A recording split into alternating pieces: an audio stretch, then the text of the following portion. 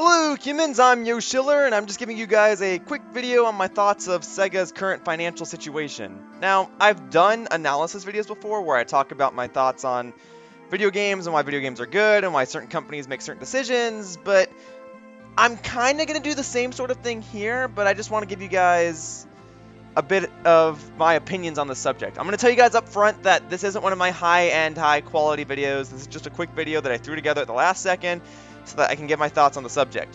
You don't have to agree with me on anything. You don't even have to like this video. But the main point of this video is just for me to get my thoughts out to the public. And hopefully someone will see it, and hopefully someone will think something positive of it. So there'll probably just be some random gameplay in the background while I'm talking, some random footage, some random pictures, something. Again, this isn't a high-quality video, this isn't a high-end video, this is just me talking and telling you guys what I think about Sega's current financial situation. So, for those that don't know, Sega announced today that they had to lay off 300 employees and that they needed to restructure their focus as a company. Sega said that they'd be moving their major office from San Francisco to another area in Southern California, and that doing so may cause another 120 jobs to be lost as a result.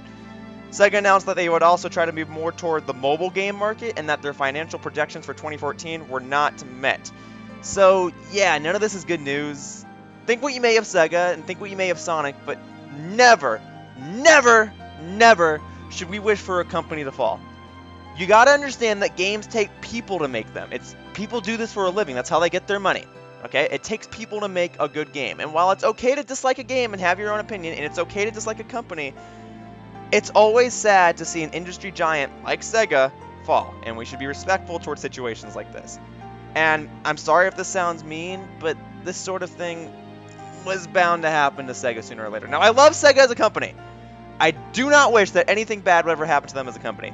It's just unfortunate that it happened so soon, because it did seem like it was going to happen. And the reason that I say that is because similar actions already occurred with THQ and Atari. Both of these companies were very, very big, and they tried to change their standards, and they didn't meet a lot of their financial projections, and they laid off a lot of employees, and eventually they both fell. And again, THQ and Atari were massive. Atari was like one of the first video game consoles that you could buy in a store, and THQ made like 50,000 games. And now they're just gone. Now, Sega isn't gone just yet. Sega can hopefully recover from this, but they do appear to be falling in some similar traps as these other companies. Like, Sega has outsourced some of their most recent games, namely Sonic Boom. Sega invests a lot of money into making their games, and they try to do their best to make the games better, and unfortunately a lot of people just don't like what they've made. But they have done partnerships with other companies like Nintendo, like they had that 3-game partnership, and that costs money, like a lot of money. The mindset behind all of this, though, is that it'll pay off. But Sonic Lost World didn't sell too well, and Sonic Boom got very negative reception, and I think Mario and Sonic at the Sochi 2014 Olympic Winter Games was okay, but it didn't meet their projections. And, you know, as a result, Sega just threw a bunch of money away. But now, Sega's noticing that they're not losing money with mobile games. Like, Sonic Jump and Sonic Dash were two very successful games that they've made, and they were cheap and easy to make, and it earned them a lot of profit. So, with their new mobile game, Sonic Runners, they probably just figured that if they want to start making more profit, then they should focus toward mobile games. Because in the end, Sega is a company, and they need to make money. That's how the real world is. And it's sad, but that's just how it is. And if that's what's getting them the most money, then that's what they'll focus on. And you know, it is sad to see Sega have to resort to mobile games. However, Sega is still working on a variety of console games. They always are. But as the years go on, they'll probably shift more and more toward a mobile market, and they may end up only releasing like one console game a year. And it's sad, because that's not the Sega we know. We've known Sega for rivaling other companies like Nintendo, and for creating crazy arcade games like Crazy Taxi, for creating these large and colorful worlds in games like Skies of Arcadia, for creating one of the biggest game icons ever, Sonic the Hedgehog. And just a quick thing, now I know a lot of people always say this, a lot of people always say that Nintendo should just buy Sonic and that Nintendo should just buy Sega. People have said this thing since the early 2000s when Sega started producing consoles, and I am one of those people that actually says that Nintendo should not do that. I disagree with that whole idea, because I'm not against Nintendo making a Sonic game. That'd be cool. But I think a lot of people don't realize that you can't just buy a company. And if Sega If Sega's mascot is Sonic the Hedgehog, why would they sell Sonic the Hedgehog? Like, Sega might be losing money, but if Sonic is what's making them the most money, why would they sell Sonic? Then they would really just fall. And I think, if anything, Sega would rather fall knowing that they had their best series in their hands than just sell them off and then fall. Like, does that make sense? Like, why would they sell Sonic? What?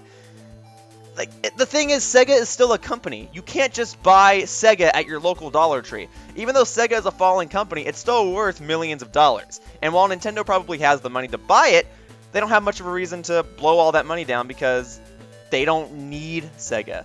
Nintendo works on like 50 games at a time, probably hundreds of games at a time. Nintendo's in a rough spot right now, sure, but they're still successful. They're keeping busy. So they don't have a reason to buy Sega because Nintendo's already having enough on their plate.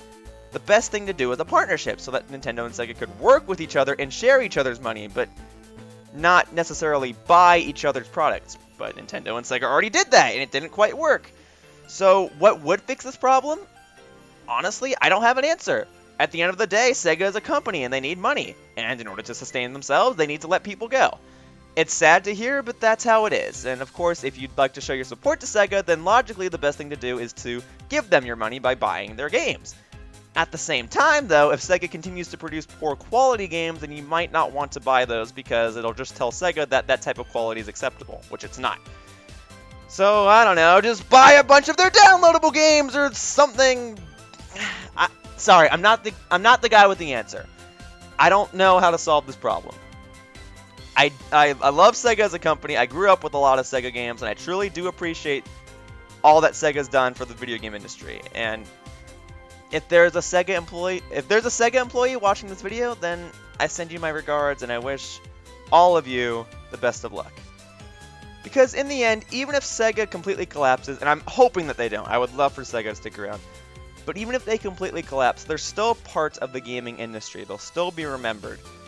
But let's not think about them falling. Let's look toward a brighter future. Let's remain optimistic. I'm sorry things are the way they are, Sega. I just hope that things turn out for the better. I hope that you guys get through this. I hope that in the future, all goes well for Sega.